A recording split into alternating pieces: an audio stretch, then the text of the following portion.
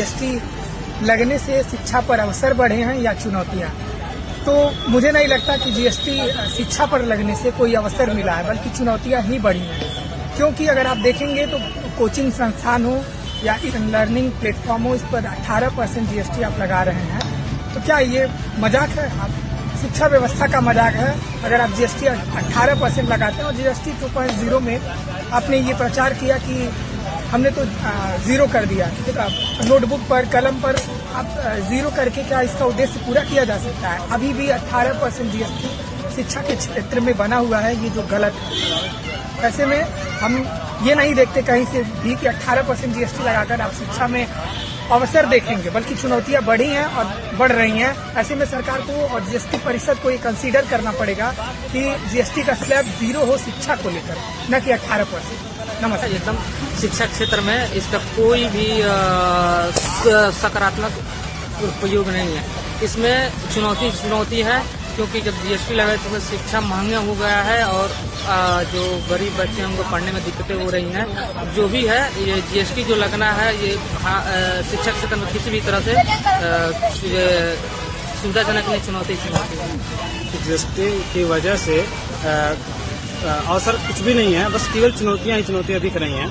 क्योंकि जीएसटी में यह है कि सरकारी स्कूल और संस्थान जैसे जो भी है, इन पर जीएसटी लागू नहीं होता है। और वर्तमान में सरकारी संस्थाएं बंद की जा रही हैं और सीटें कम हो रही हैं, वहाँ की सुविधाएं हो रही हैं। वहाँ के जो भी व्यवस्था है, जैसे ब्रेंच वगैरह और ये सब की कमी होने के कारण जो है बच्चे को सही वहाँ पे नहीं जा पा रहा है और सही शिक्षा उनको नहीं मिल पा रही है, जिसके अभाव में आकर के वो मजबूरन उनको प्राइवेट संस्थानों की तरफ अपने आप को मोड़ रहे हैं। और वहाँ पे जाने के बाद हमको जीएसटी का भार देना पड़ रहा है, क्योंकि प्राइवेट संस्थानों में जीएसटी लागू होता है और जीएसटी वर्तमान में 18% लागू है।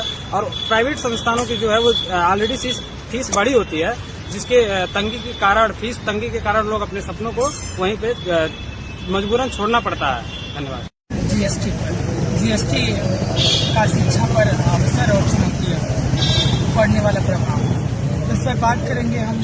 जैसा कि जीएसटी 2017 में लागू किया गया और इसके पीछे उद्देश्य बताया गया कि जीएसटी लागू करने से पूरे देश में वन नेशन वन टैक्स है, एक देश और एक कर व्यवस्था लाई जाएगी।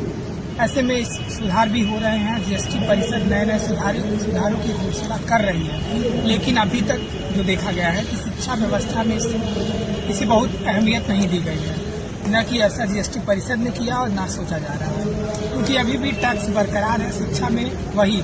इसीलिए मुझे लगता है कि जीएसटी शिक्षा व्यवस्था में ला करके इतना % आप अगर लगा रहे हैं तो ऐसे में अवसर कुछ नहीं है, मुझे चुनौतियां ही दिख रही हैं। जब किसी भी देश में या चाहे किसी भी समाज में जब शिक्षा पे जीएसटी लगा दिया जाता है, तब उस शिक्षा पे सिर्फ चुनौतियां ही चुनौतियां आती हैं। क्योंकि शिक्षा पे जब टैक्स लगता है तो जाहिर की बात है वो शिक्षा महंग हो जाएंगी।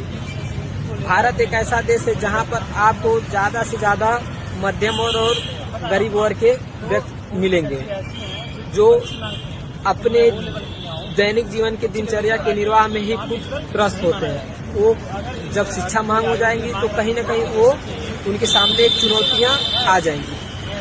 किसी भी देश के सशक्त होने के लिए जरूरी है कि वहाँ की शिक्षा प्रणाली सही हो, सुदृढ़ हो और कर मुक्त हो।